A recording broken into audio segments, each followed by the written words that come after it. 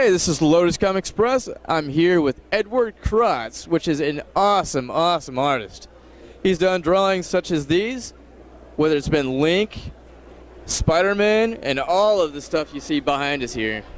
I mean, what an amazing, talented artist he is. And now, going right down into the interview, how'd you get started with doing the art that you do, Mr. Kraatz? Well, I was all started, really had an older brother that bought some comics, so I got hooked at an early age, drawing them. And, from there, it just, was a passion following some of the greats like John Byrne and That's true. Jack Kirby and stuff like that. I took some art lessons, went through, not college, but some high school for the performing and visual arts out of Houston. Yeah. And this is just something that I've been pursuing. I did some freelance and independent work, and now I'm doing it full time. So it's, very cool. It's been a true blast. So just curious, now as far as all of the work that you've done, how long have you actually been doing it self-employed? I mean, so as far as being an artist. Yeah, so I want to say about 6 years ago, I started doing it part-time from the side of selling and promoting myself as an artist. I had done some self-publishing and freelance work for a couple of years prior. Yeah.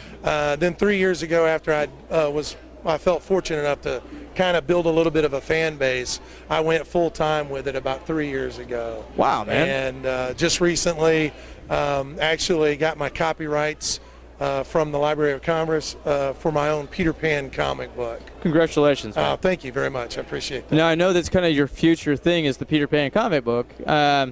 When is that actually going to be on a release type level for people to actually be able to buy and all that? Well, we're actually, trying to shoot for a February, March release of 2016. Okay. So that we can really time it with some of the bigger conventions. Yeah. Hopefully we can, springboard that into San Diego Comic-Con and stuff. Right. We're trying to do it the right way, which is go national through Diamond. That's a good idea. So that we can get it into the local stores for our fans. Yeah. And it gives us time to really promote the book, and promote the characters and kind of strum up some real interest with it as we continue to develop the story. That's a great idea as far as going that route with it. I mean, Diamond's been a huge success as far as being a comic book industry, as far as selling comic books. Yep. And just being involved in the comic book industry itself. Right. So, I mean, with your art, I mean, you can go a million miles over just because of how talented you are. Oh, thank you very much. I appreciate that. I mean, being an artist that you are for years and years, do you have any advice to offer the new generation of artists? The one thing that I would probably say that this generation has that wasn't available to me when I was younger is the fact that the Comic-Cons create an environment where you have so many talented artists available to go out, pick their brains, see what they're working with, how they're doing it, what paper to buy, what utensils, in order to perfect your craft as an artist, you need to learn. And the industry for a long time was really closed-fisted on that information. Correct. Because you just didn't have as many artists available to talk to. But now there's so many wonderful artists. They've got great personalities. There's different styles, so there's no right and wrong way. There used to be a specific way you had to draw a comic book. We all know the Marvel way. We know the DC way, things like that. And there's nothing wrong with that. But you see so many different variations and successful comics with Image bringing so much new talent into the industry. That's very true. I mean, my advice is get out, get to the shows, pick the brains, bring your artwork, take some critiques from some of us guys, and just jump right in. And that's something that I wish that would have been available to me as a younger guy. Yes, sir. So, well, so do you have a favorite that you've actually drawn, as far as all of these in the background or any of these? Well, I think I'm a traditional DC guy. And so, I'm in love with Superman, Batman. Me too, sir. Yeah, I mean, give me anything Justice League, and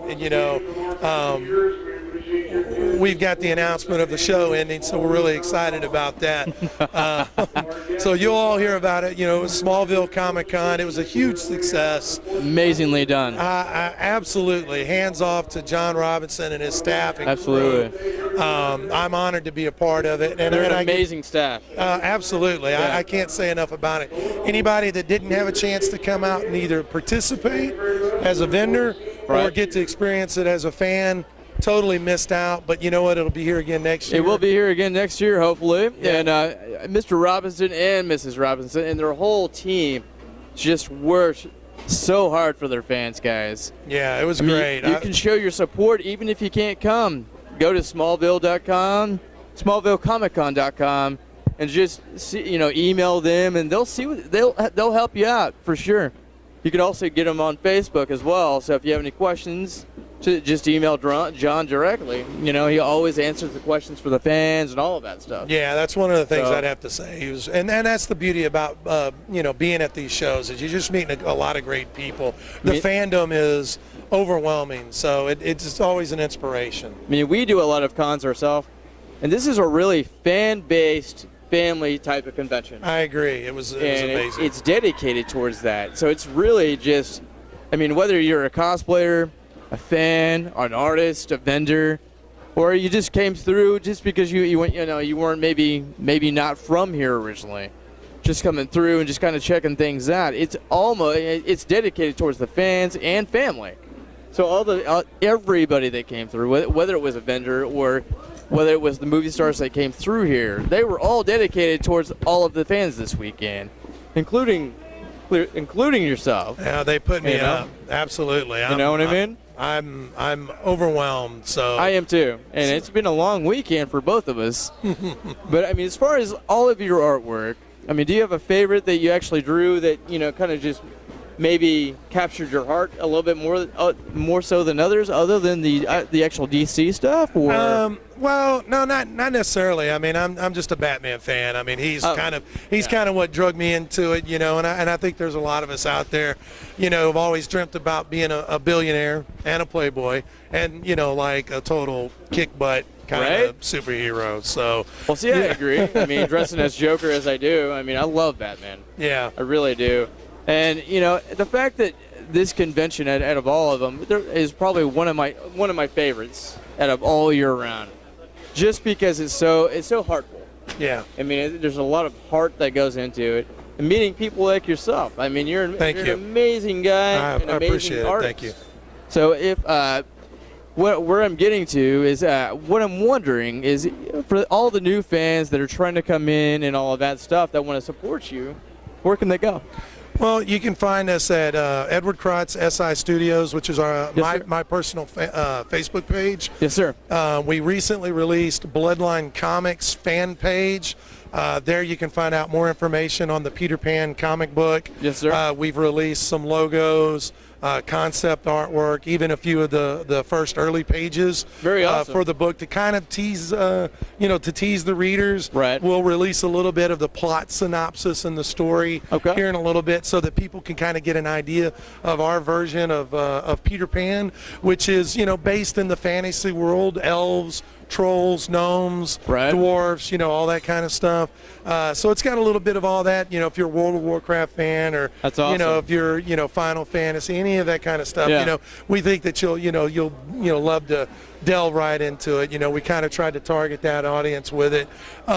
Is there a good place where your new coming kind of supporters in general can maybe message you? Do you have a Facebook or anything like that? Yeah, they can, like I said, they can reach us on the Edward Kraatz SI Studios or the Bloodline Comics. They can actually, reach out and just tell us what they think about the artwork. If they're interested in finding our schedule, what other shows we're going to be at, they can just check those pages out. We have a full listing on there. Okay. And there's constant updates, because we're constantly posting from every show, and we do about two shows a month. Very cool. So there's a lot of interactivity. We have an Instagram, which is Edward Kraatz, on Instagram. So yes, sir. So yes, sir. Thank you very much for your time. I appreciate it, Chad. Thank you I very really much. appreciate it. Check out Edward Kraatz, and we'll have all of the information on Lotus Comics here soon, probably right around this area here. And otherwise, we'll have it on the website for more information with Mr. Edward Kraatz here soon on the website. Thank you guys for tuning in, and thank you for tuning in to Lotus Comics Press. And I appreciate you guys as always. We'll see you here next time. Thank you. Bye-bye.